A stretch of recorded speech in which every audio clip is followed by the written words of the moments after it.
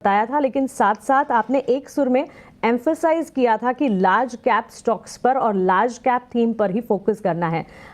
इस वक्त जो बाजार की स्थिति नजर आ रही है, जो तस्वीर बनती दिखी है, एडवाइस क्या होगी व्यूवर्स को? और क्या सिर्फ बैठकर वॉच आउट करना है, मार्केट को संभल जाना है, या कहीं पर अगर पोजीशंस बनाने की भी राय होगी तो कौन से स्पेसेस पर खास तौर से ध्यान देना है?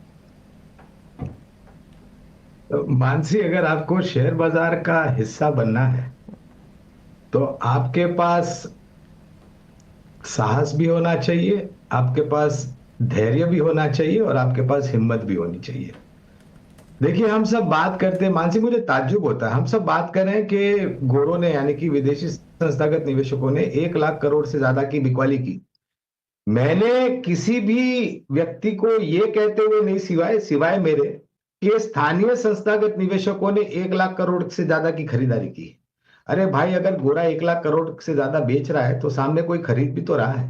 तो हम सिर्फ दो एक कहानी के सिर्फ एक हिस्से को देख रहे हैं, हम दोनों पहलुओं को नहीं देख रहे। मेरे ख्याल से अगर हम दूसरे पहलू को देखेंगे तो हमें सहानुभूति भी होगी, हमारे विश्वास को और दृढ़ता मिलेगी, और मेरे ख्याल से हमें वो हिम्मत की भी आदत हो जाएगी जहां से हम एक कदम आगे बढ़ा करके, नहीं मुझे निवेश करना है और ये सही, मेरे ख्याल से पर्याप्त समय है। जिस प्रकार से हमने 10% के आसपास की गिरावट, मान लिए मानसी, ये देखिए आपके 1 लाख करोड़ से ज्यादा की बिकवाली हुई और हमारे शेयर बाजार में केवल मात्र 8 या 10% का करेक्शन हुआ है।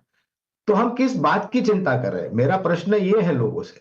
तो मैं ये मानता हूं और मैं ये सी भी क्लियर कहता हूं कि ये जो गिरावट हमने देखी है, क्योंकि गोरों ने करी है बिकवाली, तो ये ज्यादातर बिकवाली दिग्गज सूचकांक में जो दिग्गज योगदान देते हैं शेयर, उन सब कंपनियों में हुआ है।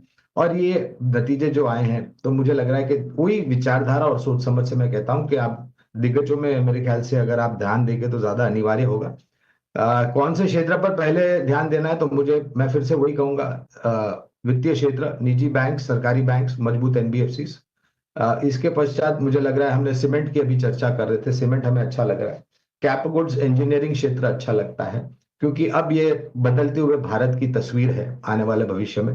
आईटी क्षेत्र की अभी हमने चर्चा की मानसी, जो प्रश्न पूछा गया था मुझसे। और अगर मुझे एक क्षेत्र चुनना है तो मेरे ख्याल से फार्मा में जो सीडीएमओज या फिर जो contract drug manufacturing outsourcing companies हैं, जहां पर आप फार्मा क्षेत्र तो ध्यान में रखें, डायग्नोसिस भी रखें और हॉस्पिटल भी रखें, तो ये पूरा ब्रह्मांड है मेरे ख्याल से 5 या 6 क्षेत्रों का, जहां पर दिग्गजों से शुरुआत करके आपको जो कदम आप नहीं उठा रहे हैं वो उसको कदम को आगे बढ़ाएं और कम से कम निवेश करने का प्रयास जो है उसकी शुरुआत करें।